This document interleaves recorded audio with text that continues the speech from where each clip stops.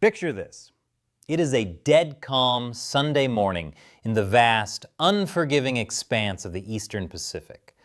A small watercraft bobs on the swells, its outboard motors idling. Then, without a sound, without a warning, the sky tears open. An 11-second video, proudly uploaded to social media by the U.S. Southern Command, captures the exact fraction of a second when that boat and the 6 human beings aboard are completely vaporized in a blinding flash of American military hardware.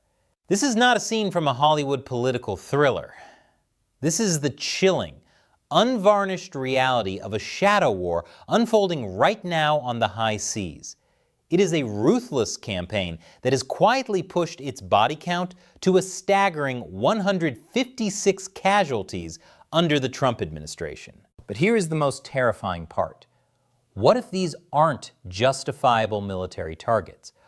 What if the United States military is actively conducting a string of illegal, extrajudicial executions under the guise of an anti-narcotics crusade? Top international law experts are ringing the alarm, warning of severe institutional and geopolitical blowback. General Francis L. Donovan has unleashed a relentless maritime offensive, dropping the hammer on a new target every 3 to 4 days since January. Yet, the definitive proof of drugs? It is completely missing in action. We are staring down the barrel of a colossal international controversy, one that pits constitutional boundaries against raw, unchecked military power. If you want the truth about what our government is doing in the shadows, hit that subscribe button, leave a like, and let me know in the comments if you think this is national security or outright murder. Because the official narrative is taking on heavy water, and the reality we are about to uncover changes. 6 more dead in the water. The United States military has just obliterated another vessel in the Eastern Pacific, pushing a highly controversial maritime offensive to deadly new heights. Breaking down the latest dispatch, originally penned by Eric Schmidt and initially piped through automated audio feeds, the grim reality of this shadow war is becoming impossible to ignore. On Sunday, the Defense Department didn't just quietly confirm the destruction of a targeted watercraft, they actively broadcast it. The U.S. Southern Command took to social media to drop a brief 11-second piece of footage that plays less like a strategic briefing and more like an execution tape. You watch a watercraft sitting perfectly still in the ocean, idling on 2 or 3 outboard motors. Then, in a sudden, blinding flash of military hardware, it is completely eradicated. The human cost of that blast? 6 lives instantly wiped out. And with this latest barrage, the total body count of this supposedly anti-drug crusade has quietly skyrocketed to a staggering 156 casualties. But here is where the official narrative starts taking on heavy water. Top legal scholars and use-of-force experts are raising massive red flags, slapping these strikes with the deeply chilling label, blatant extrajudicial killings. By the letter of the law, armed forces are strictly prohibited from deliberately vaporizing civilians who present absolutely no immediate deadly threat, regardless of whether those individuals are suspected of running illicit cargo. Yet the definitive proof justifying this lethal response? Completely missing in action. The Trump administration has failed to present a single shred of hard evidence confirming actual narcotics were on board. Instead, the Southern Command, quarterbacking the Latin American and Caribbean theater from their Miami hub, is hiding behind the convenient shield of unspecified intelligence.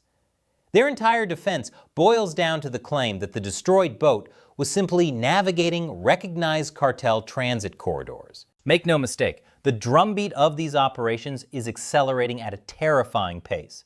This is not an isolated incident. Sunday's devastating blast was the 45th attack since this aggressive dragnet swept across the Caribbean and Eastern Pacific starting in early September. It also stands out as one of the absolute deadliest single strikes we have witnessed in recent weeks. Connect the dots and the ruthless rhythm emerges. Ever since Marine Corps General Francis L. Donovan seized control of the Southern Command this past January, the military has been dropping the hammer on a new target every 3 to 4 days.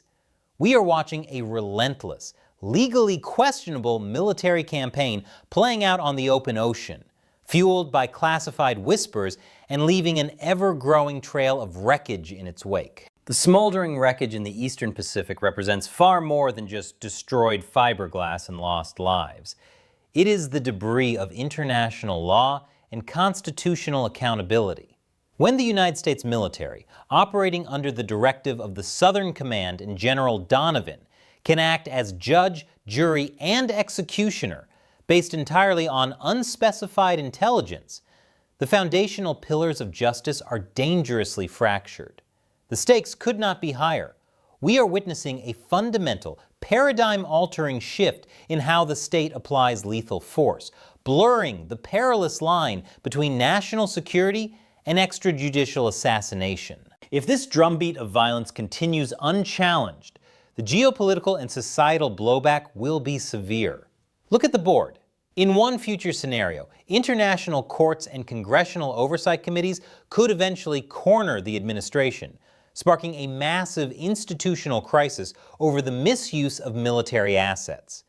In another, even darker scenario, this aggressive dragnet simply becomes the new terrifying normal, a blank check for the military to vaporize suspected criminals without a single shred of hard evidence, permanently eroding human rights on a global scale.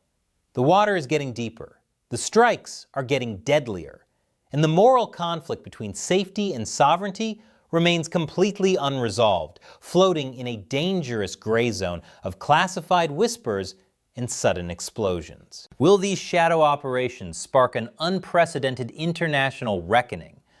Or is this simply the dark new standard for American defense? I want to hear your predictions down below. Drop a comment with your thoughts, make sure to hit that subscribe button, share this video to expose the truth, and ring the bell so you never miss an update. Stay vigilant.